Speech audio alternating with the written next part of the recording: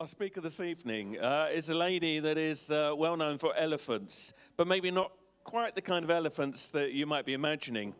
Universal laws, how everything fits together, these are things we love here. And we can never get enough voices on where is the big picture.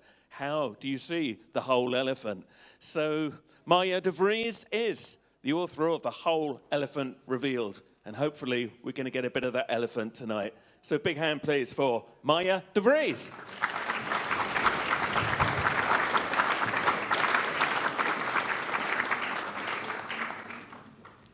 Once upon a time, there was a city where all people were blind. And one day, a king came in the area where the city was and put up his camp. And the king brought with him an elephant. And the people in the town heard about it, but they had no idea what an elephant was. So they were very curious to find out. So pretty soon, a few people from the city went to the camp of the king to find out what this elephant was. And the first person who came there did the investigation of what the elephant was by touching the trunk. The second person did the investigation by touching an ear. And the third person did the investigation of what an elephant was by touching a leg. And then those three people went back to the city where all the other people were very curious to hear from these people what an elephant was. So they asked the first person, "Do you know what an elephant is?" And this person said, "Yes, of course, I did my own investigation and I can tell you what an elephant is. An elephant is a snake, but hollow." And they asked the second person, and the second person said, "I will tell you what an elephant is. An elephant is like a carpet, it's very rough." And they asked the third person, and the third person said, "I tell you what an elephant is. An elephant is a kind of pillar." So this is a very old story. It's known in different traditions. I found this story in the Sufi tradition already from the 12th century, but it's also known in other traditions. And it makes something clear that is today as important as it was then. Because, of course, it's a symbolic story, and it tells us that we do all our investigations and we have our conclusions based on our personal investigations, but about life and how everything works. But once we come back together and share the things we found, then we have different stories. And unfortunately, in our culture, we have learned that in such a case, there's only one answer is the right answer. So we start a discussion and want to convince the others of our insights. But of course, we know what an elephant is. And if those people in this city should have started a discussion about who of the three people were right, we know that is just a useless way of using your time, because they did their own investigation, that's right, but they all made the same mistake, thinking that the part of the elephant they investigated was the whole elephant. So they better should have, instead of a discussion, a dialogue, and hear all the different parts of the elephant, so maybe then they could get this image of this whole elephant. Well, of course, this is the story that made the title of my book, The Whole Elephant Revealed, because it's already more than 10 years ago, I had this question. If things in the world don't go the way we want them to go, and we are looking for ways to do it better, how can we make a discernment between what works and what doesn't work? Because if we put our energy in a new way of doing things, but in the end we find out that it was just another variation of what we have done already, what was not working, it's just we have put all our energy in it and we have not reached what we wanted. So I thought it would be a good idea to be able to discern what works and what doesn't work. And to find that answer, I realized I was not the first person to ask that question, but already for thousands of years, people have asked that question and found answers. So I had this realization that maybe we have all the different wisdom traditions that are thousands of years old, and maybe it looks as if they have all different answers, and we are used to see which wisdom tradition has the answer. Instead of that, I said probably underneath they have a common insight, and maybe they have just different perspectives of sharing the wisdom about this common insight. So I decided to go and find this underlying common insights of all the wisdom traditions to find an answer to this question. And at the moment, I decided to do this. I thought this is it's a lot of work, but this is what I wanted to do. Someone handed me this text that says this is Hermetic philosophy. And if you have this, here are 7 Hermetic principles, Hermetic laws. They describe how everything works in the universe. And if you know this and you do things in line with it, it will work. And if you do things that are not in line with it, it will not work. And if you have this, you have the key to find the common insights of all the wisdom traditions. And I thought, wait a minute, that would be very handy. But is this true? And this text was written more than 100 years ago, and it was not clear who had written it because it was written by people who wanted to stay anonymous. But they say the wisdom came from old Egypt. And then I said to myself, okay, let's Google, but it was 2003, no hits. If you Google it now, you will find incredible many hits, but at that time, internet was still small, I got no hits. So then I said to myself, I'm going to read this and ask my inner knowing whether my inner knowing tells me if this is true, what they write here. And that was incredible. Everything I read there had a resonation with my inner truth. Not so much the language, because the language was a little bit old-fashioned and not the way we would say it at our time, but the insights felt to me truth. And then I said, okay, that is enough for me now to see if I can find those 7 Hermetic laws, the 7 Hermetic principles, which they say are universal laws, in all the different wisdom traditions. And that was true. I could find them. Now once I had an image of the whole elephant based on those 7 principles, I could find those, the same universal laws in all the different wisdom traditions, describing how the whole universe is working. And then at that moment I thought, okay, if this might be true, what about the Western science? Science is kind of also looking for the truth, and I studied biology and ecology in the 70s. Not that much what I learned then was in line with those universal laws, but I was curious, what about the most recent scientific insights and to find out if they were maybe more in line with those universal laws I had found.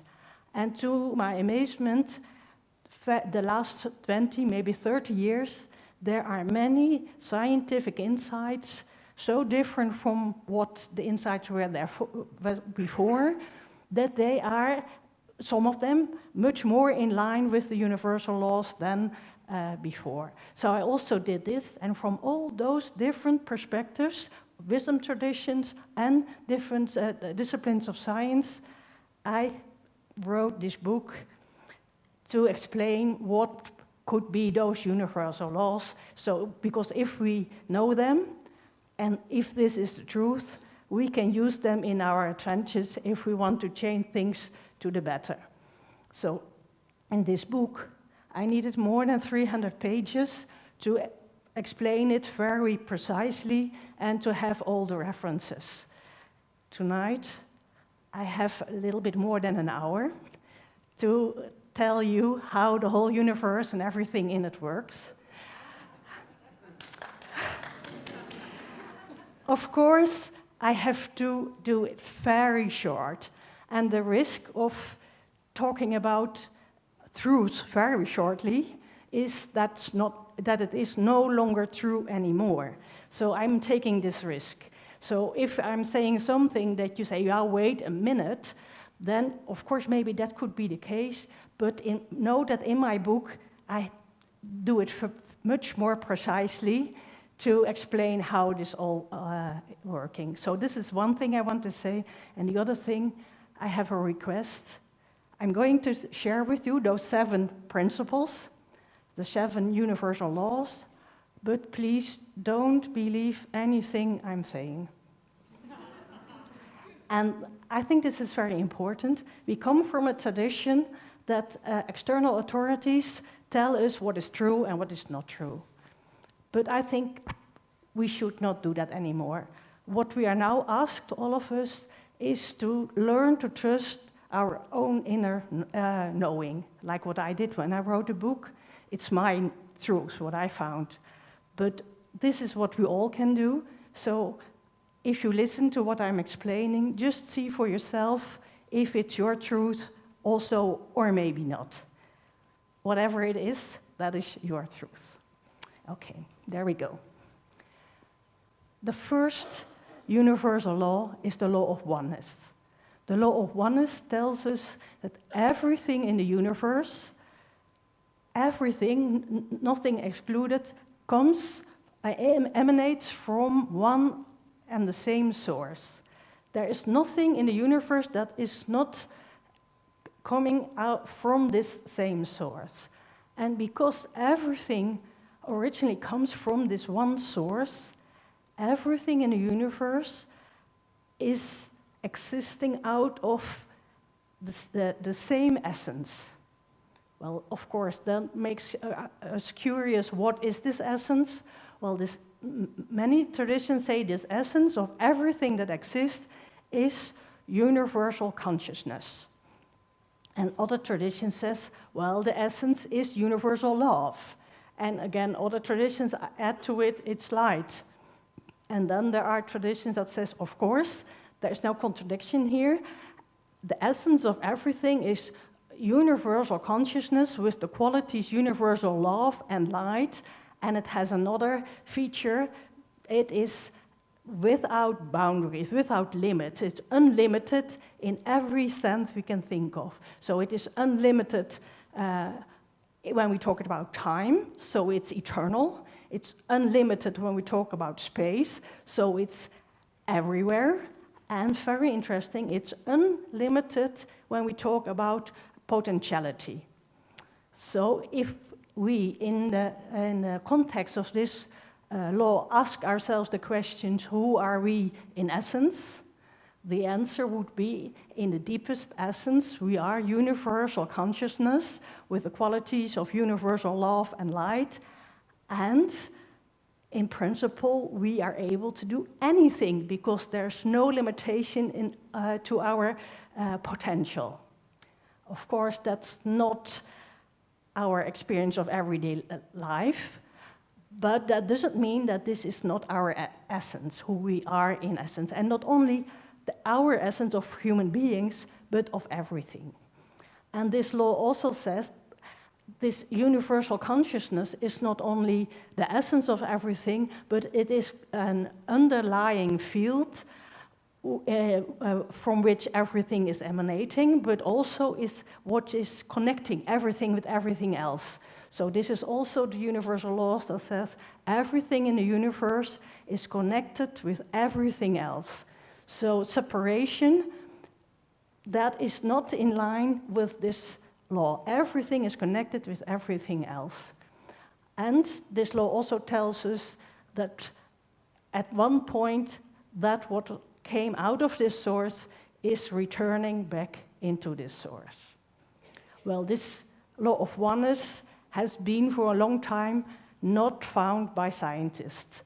But of course, probably most of you know that last century, the physicists who were working with quantum physics had a lot of problems to really understand what was going on.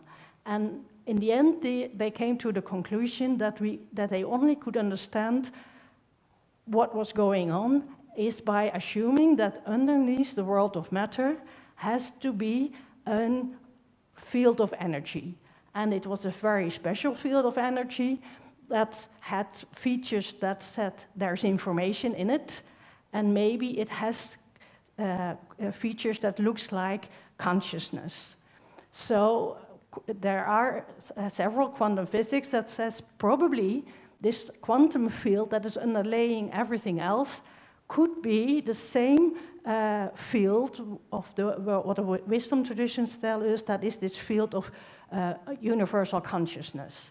Several scientists have written a book about this, but many scientists do not agree yet with it because it has a lot of consequences. Because those scientists who think that this is the case came to this insight. They say, in fact, we have to turn the whole science upside down because there is this idea in Western science, very short summary, that in the beginning there was matter. This is also called the Big Bang Theory. And during the time, at one point from this matter, consciousness emanated. And now, if this is true, that this underlying field of energy is this field of universal consciousness, they have to turn this around. And then the story becomes, in the beginning, there was universal consciousness. And then during the time, at one moment, from this consciousness, matter appeared. Well, you understand that is a big difference. But the Big Bang Theory is already getting obsolete. So more and more scientists are looking for how it is organized in a different way. Well, in my book, I mention more about this, but for tonight, I have just to leave you with this about the first law. Then I go to the second universal law. The second universal law is the law of correspondence. The law of correspondence tells us that that universe that came from this source is a layered universe. And layered, that means there's different levels of reality. Of course, we know the level of reality of matter, but beside the level of reality of matter, this law says there are also non-physical levels of reality. Some of those non-physical levels of reality exist in time and space, like matter it does, but there are also non-physical levels of reality that exist beyond time and space. But those levels of reality don't exist somewhere else. They all exist at the same place. Here are all those levels of reality. We are only used to be aware of the level of reality of matter, most of us, and we are not trained to be aware of those other levels, but we can learn to become aware of those other levels too. And this law says everything that exists in matter does exist on those non-physical levels of reality as well. So for example, I exist with this physical body on the level of reality of matter, but apparently I have more bodies existing on those other levels. So we all know the aura, that is my non-physical body existing in time and space. In time and space means that at a certain moment I can know or see or observe how big it is. But beside of that, I also have a non-physical body that exists on a level of reality beyond time and space, meaning it has no limits, has no borders. So at this moment, I have I'm not in touch physically with one of you. I think my aura in time and space is also not touching the aura in time and space of the people on the front row, but my aura beyond time and space is at this moment touching all of you, and of course, you are touching me, but it's not limited to this room. At this moment, all of us are touching with that aspect of ourselves everything. Everything in England, everything in Europe, everything on this planet, and even beyond. So this, and whatever we do, if I move my arms, my physical arms, I'm moving also those non-physical bodies. So with whatever I do, influences everything else. And of course, whatever you do, does the same. So there are wisdom traditions that say, okay, once you realize this, that with whatever you do, you are influencing everything else, then it's important to ask yourself the question, in which way do I want to influence everything else? Because we can influence everything else in a positive way, but also in a negative way. Well, I just give you this question to think about, but it is something that comes up when you get to know this law of correspondence. There's many more things to say about this law. For example, it is called the law of correspondence because the universal laws work on all the different levels, and it doesn't matter if something is small or big, it works in a similar way. So what is the expression as above, as below, that is also a part of this universal law. Some traditions have different ways of explaining it, but you can put it there. I take you for tonight to the third law. The third law is the law of vibration. This law says everything that exists, doesn't matter on which level of reality, is vibrating. And everything is energy, and energy is vibrating. Everything what exists is vibrating, even matter is energy. Maybe we perceive it as matter, but that doesn't mean it is not true that it is energy. Scientists also acknowledge this at the moment. All matter is made out of atoms, but atoms, we know, are made out of subatomic particles, and scientists have tried to find what is the smallest subatomic particle. Well, they found the answer. The smallest subatomic particle is not a particle, but a kind of energy spiral. So scientists came to the conclusion that in essence, matter also is energy. And this is important because this law of vibration gives us several features of energy, and they are true for everything. For example, one of the things that energy does, energy always follows the path of least resistance, meaning that what takes the least effort, what goes the easiest. And this is true for everything in the universe. So it is a very optimal working universe we are part of. And the principle of harmonic resonance is connected to this. What is the principle of harmonic resonance? This law of vibration says everything is energy and everything is vibrating, but the speed of vibrating can be very different. Something can vibrate slowly, and then it has a low vibration, or something can vibrate very fast, and then it has a high vibration. So what says this principle of harmonic resonance? If something has a certain vibration, and there is something near that has that same vibration, they have the tendency to start resonating, because if they start resonating, they reaffirm each other, and because of that, it takes less energy. So to resonate, it takes less energy, so that is part of energy follows the path of least resistance.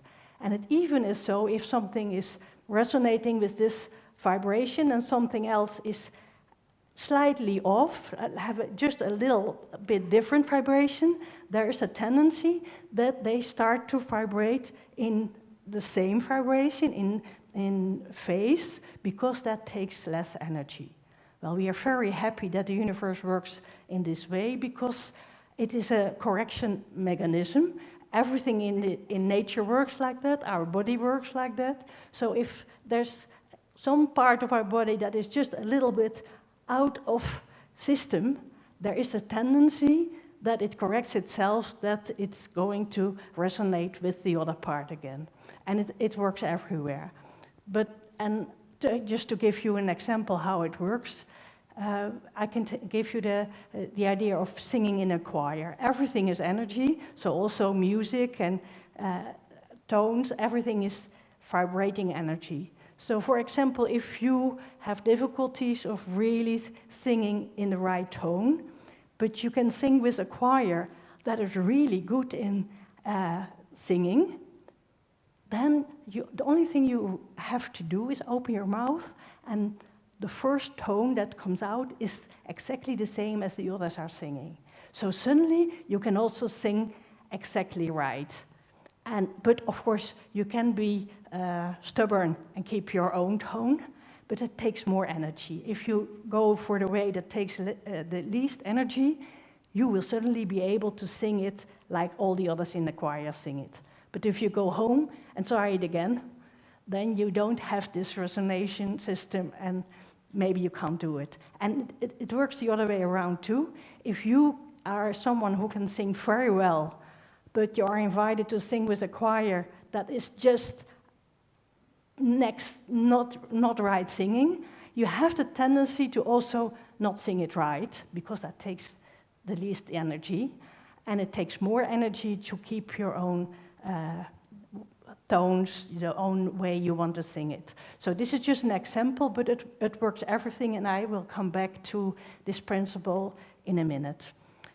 Then there is another principle true for energy, and some traditions call it the law of love, and others call it the law of power, but the power in the sense of that it is strong. And this says, if something has a very high frequency, meaning vibrating very fast, it is so strong that it can something that has a low frequency, meaning not vibrating that fast, transform to something higher. So a high frequency can transform a low frequency to a higher frequency, but it doesn't work the other way around. So a low frequency can't transform a high frequency into a lower frequency. Well, that it's this one-way working system, it's an incredible good message, because it tells us that in the universe there is a direction in which everything is moving, and it's going in a direction of higher energy. And why is it a good message? One of the highest frequencies that exist is universal love. So there is a movement in the direction of universal love in the universe. And then probably you would say, wait a minute, if this is true, then we would expect a different world. I understand that. It doesn't mean that what I'm just explaining is not right, but we human beings are very good in blocking this system of this law of love. Some energy healers are using it in a positive way, but we normally, human beings, are very good in blocking this system. And then we can compare it with the question, is it true that water flows from high to low? And we say yes, but once we build this dam, the water only will go to the dam and doesn't go further down. It doesn't mean that it's not true that water flows from high to low, but there is a blockage, so it can't go farther. The only thing we have to do is taking away the dam, and then the water will go down again. Well, the same is true for this law of love. If we are able to take away the blockage, this is how the universe works. But it's easier said than done.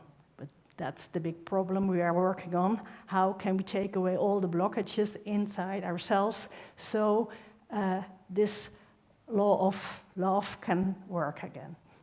Of course, you can say many things more about this, but for tonight, I have just to be short. From this law of vibration, there's many sub-laws that are derived from it. And of course, every one of you have heard about the law of attraction. That is, in fact, the principle of harmonic resonance. If we are only talking about our thoughts, our feelings, and our convictions.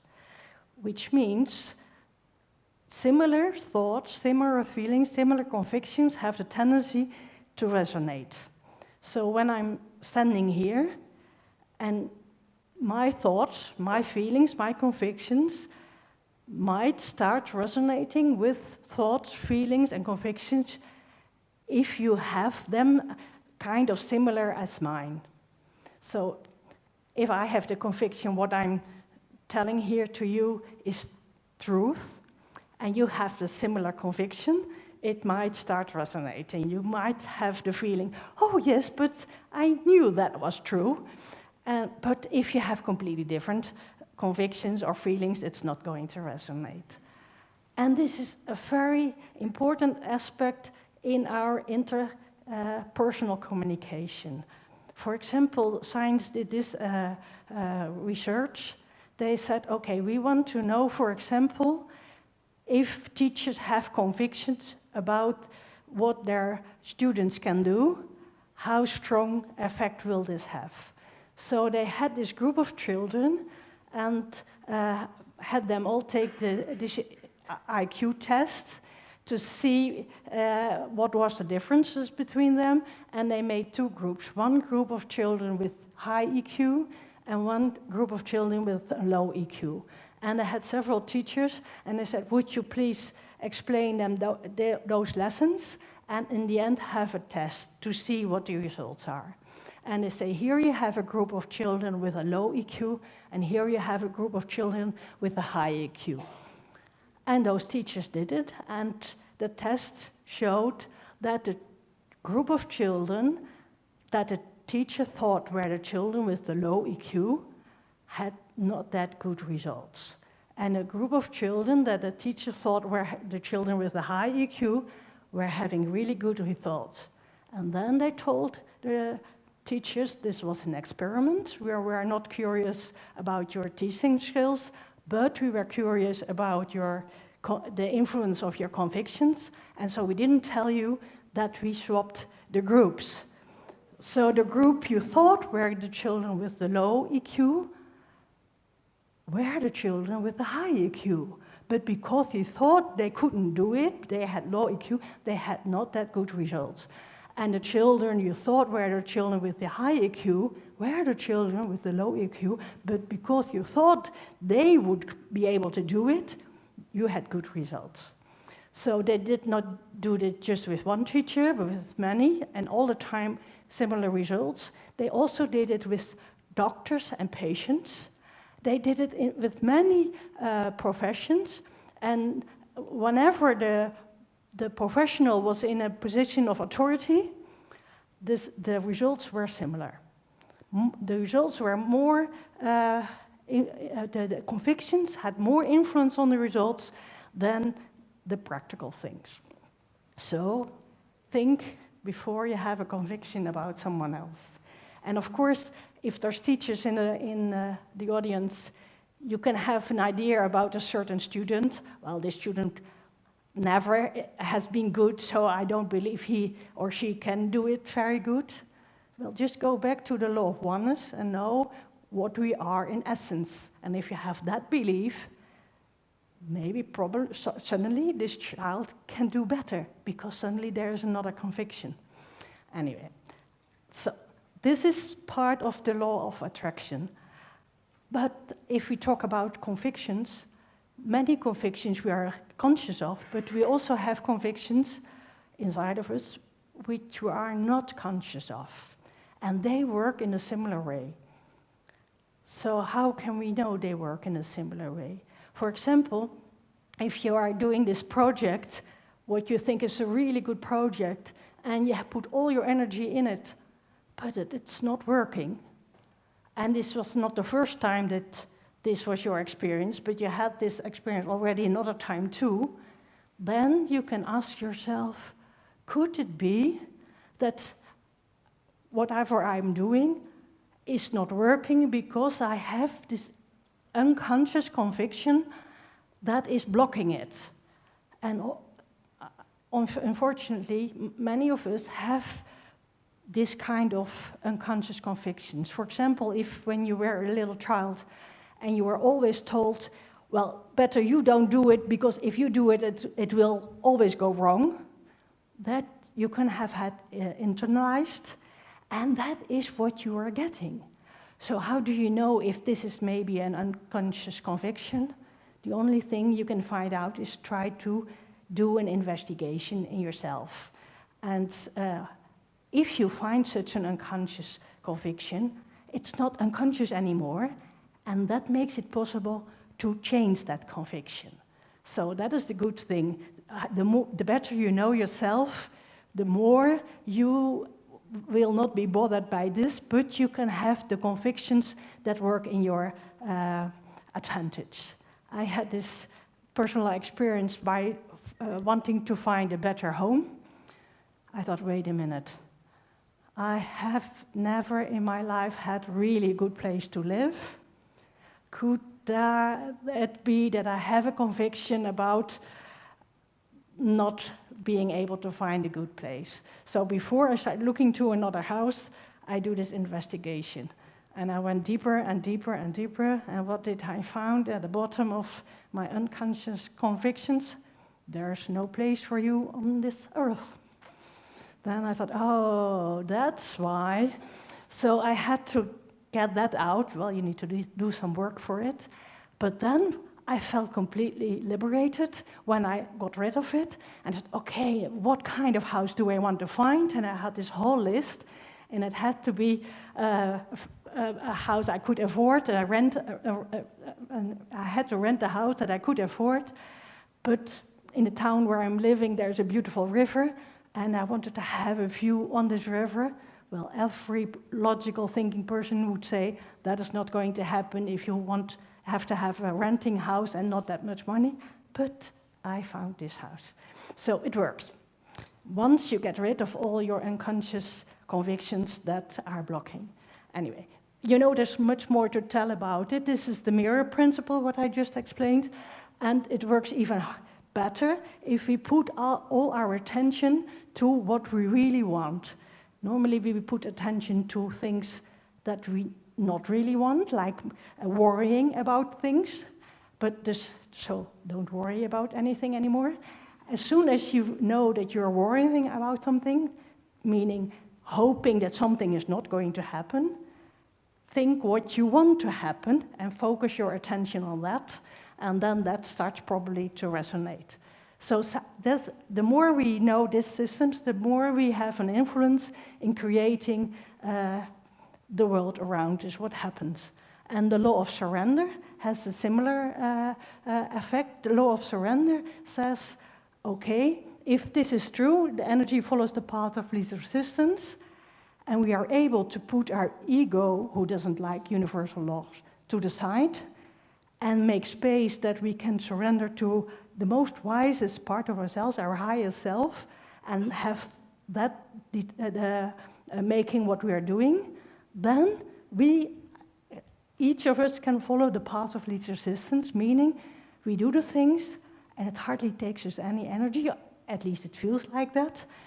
And once you have such an experience, it is incredible. In the Taoism, say doing by not doing, but it is possible, but not as long as your ego wants to be in control.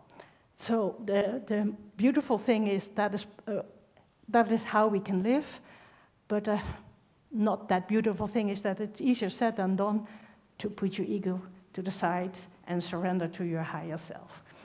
Anyway, I continue to the fourth law, the law of polarity.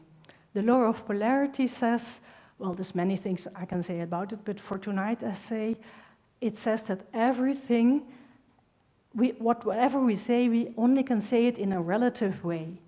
Can we say, for example, if something is hot or cold, we only can say that in a relative way. Of course, on a thermometer, I can see how many degrees it is. For example, if it is 15 degrees Celsius, I can be very precise about that. But I can't be precise to say if 15 degrees Celsius is warm or cold. If it's winter and it's 15 degrees Celsius, we say, oh, this is a warm day, I don't need my coat. But if it's 15 degrees Celsius and it is summer, like for today, we would say, it is a very cold day, I need my coat. So is 15 degrees Celsius warm or cold? It depends. For example, on the seasons. And this is just an example, but this law of polarity says this is true for everything. Can we say if something is good or not?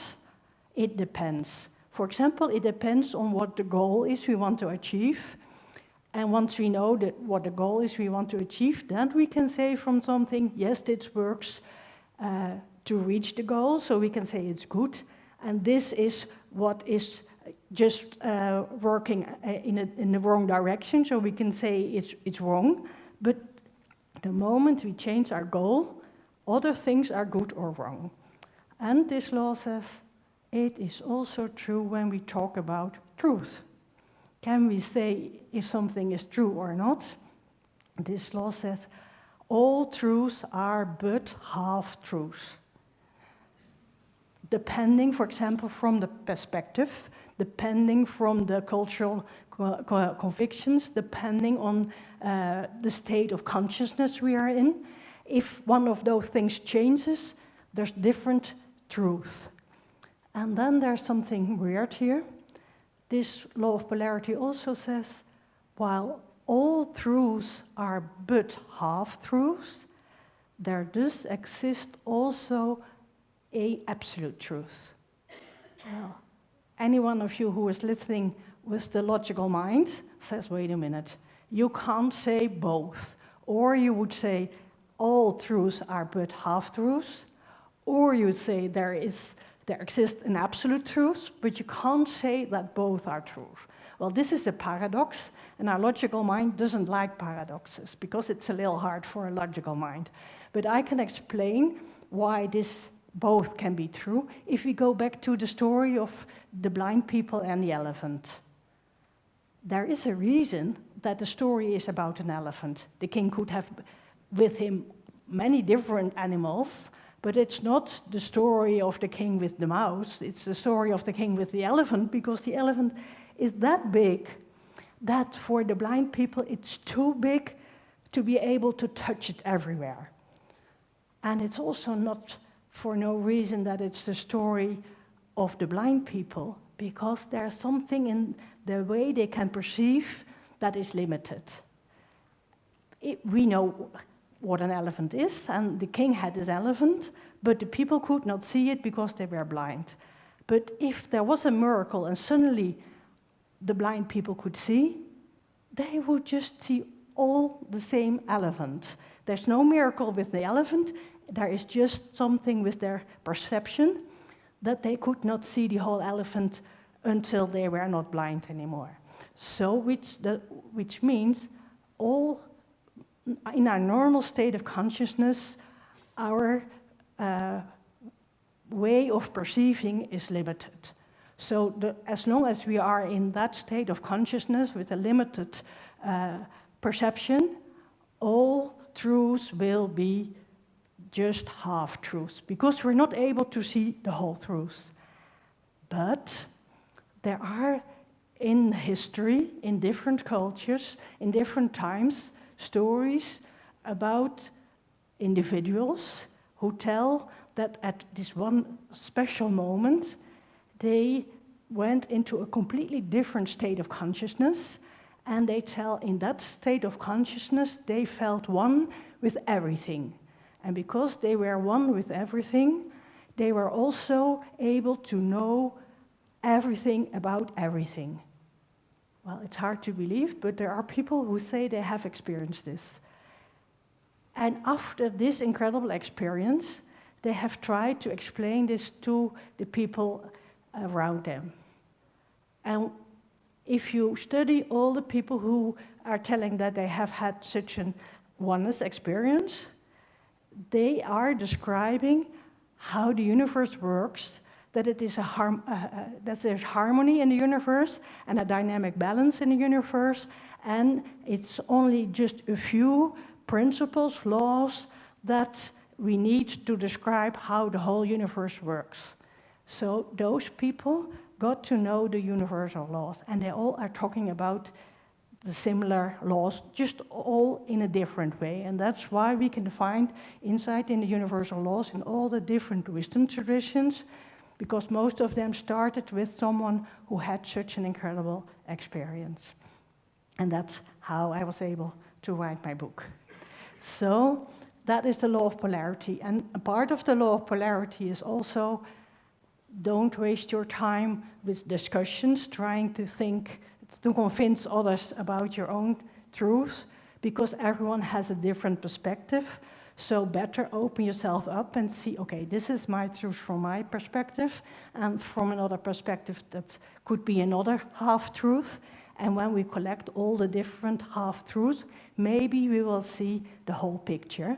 And this way of talking together, it's normally called a dialogue. So that is more fruitful than having a discussion and thinking that only one of the perspectives is the perspective. Okay, I continue to the fifth law.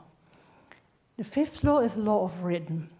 The law of rhythm says everything in the universe is permanently changing. There does not exist anything in the universe that is not in a process of changing. Some things are changing fast, some things are changing a little bit slower, some things are changing very slow, but everything that exists is in a process of changing.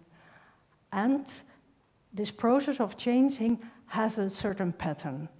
The pattern can be described as something is appearing, growing, getting to a summit, and then is kind of breaking down until maybe nothing is left, but then again something is growing again. If we take, for example, a tree, we know a tree in the spring gets leaves, and in the summer it's all covered with leaves. In the spring, some of those leaves are turning brown and falling off, and in winter there's no leaves on a tree anymore. If we had the conviction that growing and developing is linear, like if you have this graph, here's the time and here's how much growth there is.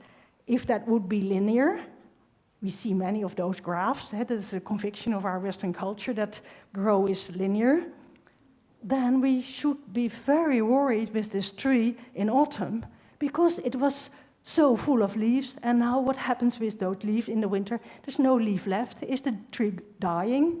Of course, we know that's not the case, because we know this season is a cyclus. So the next spring, it's very likely that the tree gets leaves again, and even more branches. So it's not exactly the same circle, but it's like a spiral. Every new season is on a next level.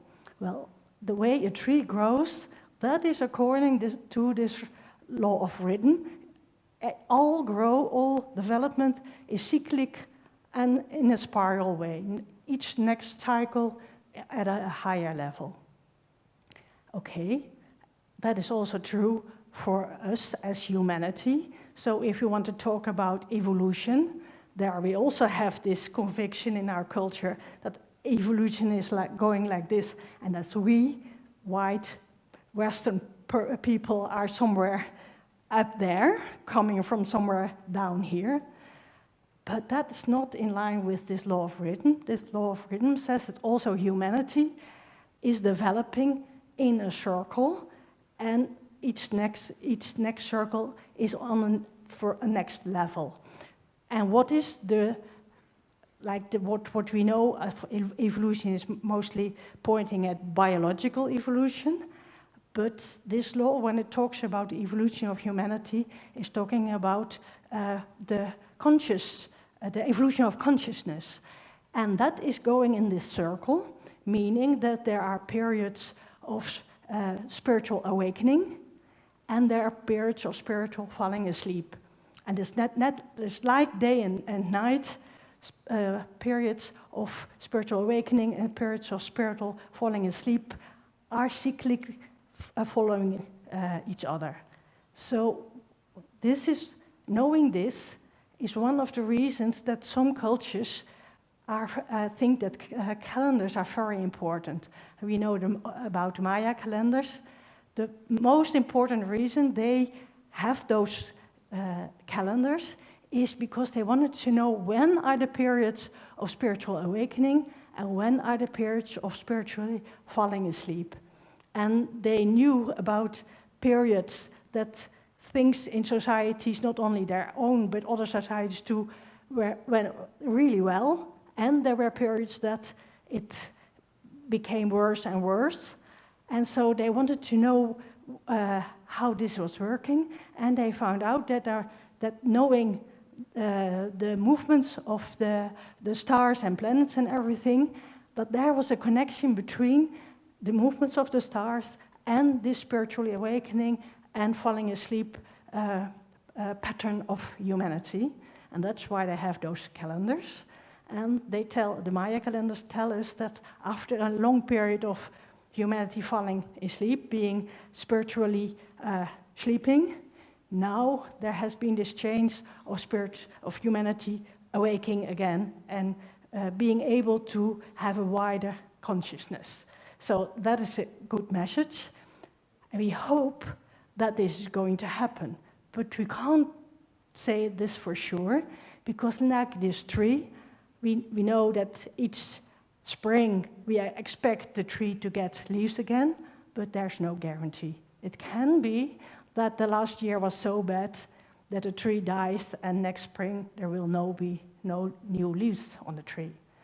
So if we look from this perspective to the situation in the world, we say from the big picture, we can say maybe it's not just bad that many things are falling apart. It could be those leaves that turn brown and falling from the tree because it's not working anymore.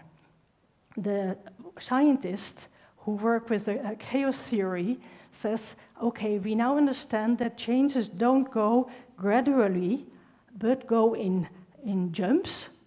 And to get to a new system, the old system first has to fall apart to make space for something new on the next level. There are already scientists who have come to this conclusion. So probably worldwide, we are in this process that what we don't want anymore is falling apart to make space for the next circle on a higher level. Is this happening? It's not just happening, it's happening when we, people, start to do what is necessary to awaken spiritually, so work on our blockages that are keeping us in sleep. But we see worldwide that the last 20, 30 years, more and more and more and more people are working on this. So that's a good message. And the more people who are working on it, it influences our collective consciousness, so the easier it will be for the other people. So there is a reason to see light at the horizon, but it depends if we keep working on it. Of course, I can say much more about this, but for now, this is the law of rhythm. I have 2 more laws to go. The 6th law is the law of cause and effect. Of course, all of you have heard about the law of cause and effect. The easiest way to say this is each cause has an effect, and each effect has a cause, meaning there is not something happening that has no cause. So if we say something happens by chance, that is not in line with this law of cause and effect. Of course, very often we don't know what the cause was, and then we can say it happened by chance, but then we mean, in fact, we don't know what the cause was. Okay, that is an option, but some scientists say things happen at random, meaning there was no cause. Well, that doesn't fit in this system, especially not when everything is connecting with everything and everything is influencing everything. You could, in fact, not say something happened, but nothing caused it. But there is some confusion with this law. This law says all the causes are to be found on the non-physical levels of reality. And that what we know as the world of matter, the world of the level of reality of matter, that are only the results of those non-physical causes. Why is that important? Whenever we have a problem and we want to find the cause of the problem, in our culture for a long time we have been looking at the causes on the level of matter. But there, according to this law, we will never find the cause, only a result. So if we really want to find the cause, we have to look on the non-physical levels of reality. So to make a very general remark, if you want to know what is the difference between the conventional medicine world and alternative medicine world, is that the conventional medicine world is looking for the causes on the physical level, and the alternative medicine world is looking at the causes on the energetic, the non-physical level of reality. Why is that important? If we find the real cause and we are able to change the real cause, we will not have the consequences, the effects anymore. So then it is cured. But if we only change something on a level of matter, we will not have changed the real cause, so it can happen again. It can manifest again. And there's something as well very important. The closer we get to the source to make a change, the less energy it costs.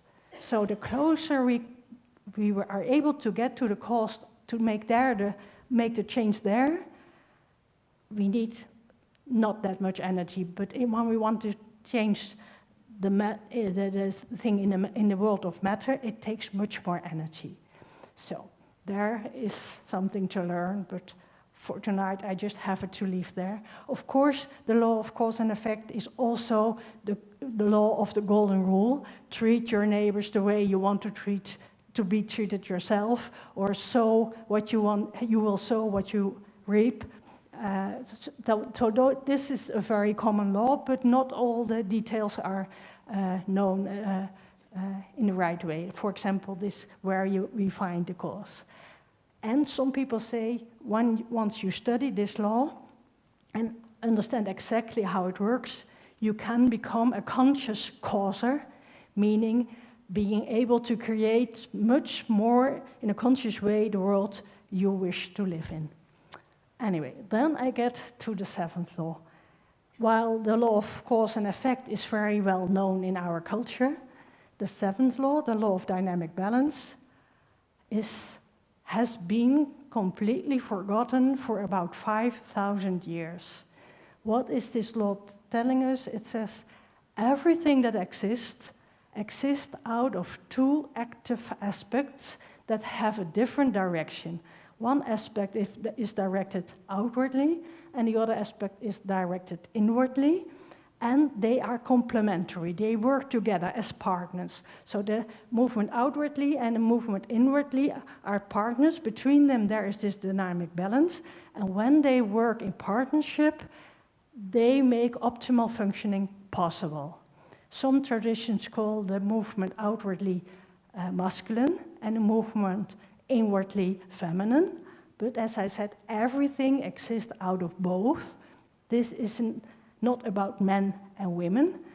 Everything exists about the movement outwardly directed, what we can call masculine, and the movement inwardly directed, what we can call feminine. And they are complementary, they work in partnership, and there is this dynamic balance in between. But in our culture, it is like we have two legs. How can we function in an optimal way? Of course, by using both legs. It's not that one leg is better than the other leg, but if you work them both in partnership, we can walk in an optimal way. But in our culture, we have said, wait a minute, we don't care that we have two legs. We like to say that we only have one leg. We want to train one leg, to use one leg, and we want to ignore, neglect the other leg. So at school, in whole society, we pay attention to this masculine, outwardly directed aspect, and we completely ignore the feminine, inwardly directed aspect. Can we live only with one leg? Can we walk only with one leg? Yes, of course. But is it optimal? No. In our culture, here I have made this list of all aspects walking on one leg that is connected with this movement outwardly directed. I can't go into detail, but this is all very well-known aspects of our culture. But nature uses this movement outwardly directed for the disintegration. What happens on the compass, everything is falling apart. So all of those aspects want to work together with this other leg to work as a partner. So what would be walking on two legs? Well, some are easy to think of, others need some more thoughts to find. I can't go into details, but you see, only when we have both, then optimal functioning is possible. We know already some. We know head and heart. We know thinking and feeling. We know maybe science and spirituality are complementary. But there's still also a few that have not had very much attention. For example, detail and whole. I'm talking about the whole. Sometimes people want to invite me, but it said, we don't want your whole story, we only want a few universal laws. And I said, no, I want to tell you the whole. But also individuals and community. We, in our culture, are learned to think that individuals are very important, but they can only work in a functional way together with the community. Or for example, free will, we want to have our free will, but do we want to have it as a partner, the responsibility for what we do with our free will? Anyway, you see there's many things still to learn for us, and we do know the feminine parts, but in our culture they are not considered that important as the masculine aspect. So one thing we can do each individually, try to get this back into balance. And then something weird happens. I'm not saying that we just should have this exactly in balance, but we can function in an optimal way if the balance is a little bit to the feminine part. Well, many people said to me, I don't understand that. Balance sounds good. Why do you want to have unbalance towards the feminine side? Well, I thought about it, how can I explain this? And I found this solution. If we have a similar amount of masculine and feminine aspect, the masculine aspect is this movement outwardly directed, that pointed with the arrows there, and the feminine aspect is inwardly directed. And these two energy patterns want to work together. We can do it like this. The circles are in the same spot, but the arrows are pointing in different directions. So this is not the most optimal way of working together. If we have more of the masculine aspect, I'm just showing that by making the circle bigger, and just so less of the feminine aspect, they don't even see each other. They don't work together at all. But if we have a little bit more of the feminine aspect, showing this, and have the masculine aspect inside of there, they're meeting each other in the middle. So because the feminine aspect is the whole, embedded, the masculine aspect is embedded in the whole, that makes optimal functioning possible. In Taoism, this is called Tai, and when you look in the I Ching, then Tai means peace and grow guaranteed, because both energies meet each other in the middle. And the I Ching book also knows this one. It's called Pi, and it says sooner or later disasters are guaranteed because they both go to extremes. In a very, it's not a good example, but just to get an idea, is if you have a car with with gas and a brake. Which one do you like better?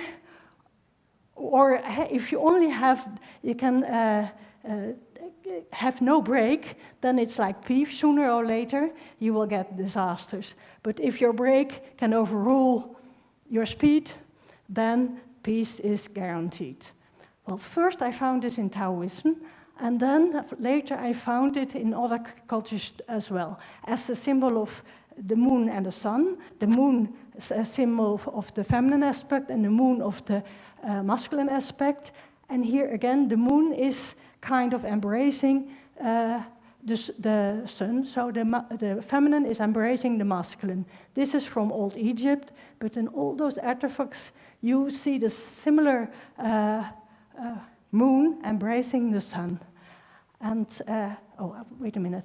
I have no pictures here, but it's even found in Christianity. In the Middle Ages, there have been statues of Mary with child, wooden statues.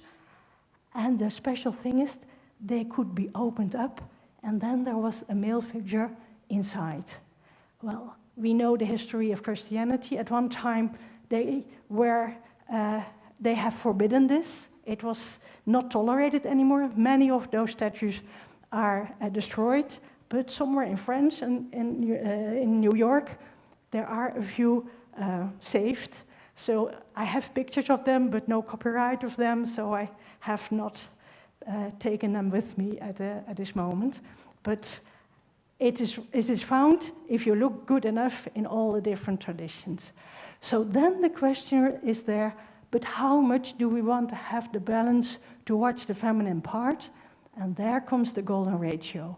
If the balance is nearing the golden ratio, the most optimal functioning is possible. How do we know? We find this in nature. In nature, we find this golden ratio in many places. I will explain it. The law of vibration says energy follows the path of least resistance. The law of dynamic balance says the shape of the path of least resistance is the golden ratio spiral. We can draw it on a piece of paper like this, but in fact it's three-dimensional, so it's a vortex. We know that the vortex is the shape of the way of the least resistance when we empty the sink. The water here is following the path of least resistance. And we see it in the weather forecast with the low depression. We see it in the eye of the orkan. And we see it in the Milky Way system. And we see it everywhere in nature. This is the famous example of the Nautilus. But those leaves also have the golden ratio spiral. And that is the special thing of a rose opening all golden ratio spirals, and here we see it too. So what if we have this one spiral, that one also wants to work together with a complementary partner, and if we have these two energy movements, then they work together in partnership, we get this shape. In physics it's called a torus, and like water that is going down to the thing, there is this sucking energy there. Here is also sucking energy, and this is the basic principle of life, sucking life energy in the system. So this is as well the conclusion of wisdom traditions as from recent scientific research, not that the life energy is sucked in, but that the torus is the basic pattern of everything, the smallest a subatomic particle that was not a particle has this shape, or a little bit different, but anyway, called a torus. And we find it as a fractal in different sizes, subatomic, and a part of our aura also has the torus, and even around the Earth we can find the torus. So this is a system that expresses this path of least resistance, and that is part of the golden ratio. We find the golden ratio also as the Fibonacci series. You take two two numbers, in this case 1 and 1, and you count them. The result is 2, then 1 and 2 is 3, 2 and 3 is 5, and when you continue, you get this series. Why is it important? If you take two following numbers and you divide them, you come in the direction of the golden ratio. And this is what we find in nature. For example, if we have a pine cone, we see spirals in one direction and spirals in another direction. If you count them, in this case, it's 8 and 13, two from that series. This is a flower called Cosmea. It has 13 and 21. This is a daisy, 21 and 34. The famous example of the sunflower, this one has 34 and 55, and sometimes even 55 and 89. And you see I have made the math. It's getting nearer and nearer to the golden ratio.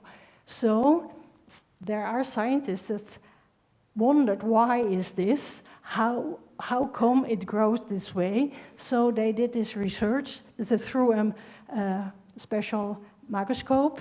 They were curious where would come the next bud.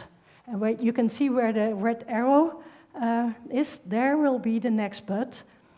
And then they said, okay, it comes where at that moment is the most space, so it takes the least energy. So they wondered where comes the next bud, exactly there where is at that moment the most space, so it takes least energy. So they made this computer program to find out what happened, and I made an enlargement of what you saw in the right down corner. They got this pattern, and we already saw that pattern in the flower. So here you see two of the universal laws working together. The law of vibration that says energy takes the path of least resistance, and the law of dynamic balance that says we have these two opposite working energies, and if they work in partnership, according to the golden ratio, new life is possible. So this golden ratio is at the bottom of the secret of life. If it's not near the golden ratio, it's not less likely that new life is that's able to be created. So going back here, our culture is out of balance in this direction, the direction of the disintegration, P. It's not very surprising that it's not really working well after 5,000 years. So what do we want? We want to have the balance towards the other side. And the more it is according to the golden ratio, the more flourishing is possible. So, starting with the beginning, if we want to make a discernment between what works and what doesn't work, we can use the universal laws. If something is working in line with the universal laws, it functions in an optimal way. It is consistent with who we in essence are. It is in balance and harmony with nature and the greater whole. And if this is our purpose, it contributes to the well-being of all people and all other living beings. So if this is our purpose, we can have an advantage when we study the universal laws. And the most important thing, what I want to add now, that's not in my book, but I think it's very relevant. Recently, there is a movement in this direction that we, humanity on this earth, is going to change in the direction of living in line with the universal laws. Because what happened in 2010, 35,000 people gathered in Bolivia to make the universal declaration of the rights of Mother Earth. Everything in nature works according to the universal laws, and they made this universal declaration of the rights of Mother Earth, or of the rights of nature. And those 35,000 people committed themselves to spread the word and to do whatever is necessary to get the rights of Mother Earth in all our human laws. And already there are 3 countries that have put the rights of Mother Earth in their constitution, and there's already a few towns and cities that have put the rights of Mother Earth in their local laws. And the idea is that this is the best thing to change the economy from the economy ruled by the corporations back to the economy at a local level based on universal laws. Because if we have local economy, we are able to see how we can design our economy within the limits of the ecology, of the rights of nature. And to do this, we have to understand what are the rights of nature, that they are the laws, the universal laws, because the nature works according to the universal laws. And so the idea is first we have to have those laws to stop the destruction of nature worldwide, because that is a really big thing at the moment. And once we start at a local level to do this change, in the end, we will learn to live according to the universal laws. And one of the reasons that is hopeful is that at the front of this new movement, what is at this moment worldwide spreading, are indigenous people. And indigenous people have, at one side, are suffering the most from what corporations worldwide and the globalization are doing, but they still have the wisdom of what is necessary to live in harmony with nature, and they have knowledge of the universal laws. They call it original instructions. They know how we as human beings can live according to original instructions, meaning in harmony with nature, meaning in line with the universal laws. And very recently, Western scientists are now suddenly very interested in this wisdom and philosophy of indigenous people. And they have conferences to learn from each other to see how we can change this. So I think that is a very positive development. Let's check the time. Oh, I'm almost there. I can finish with just a few minutes. Yeah. This is what I wanted to share with you. Thank you for listening. Marja de Vries.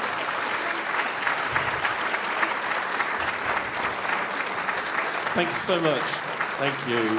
5 minutes left here. Thank you so much indeed. Now,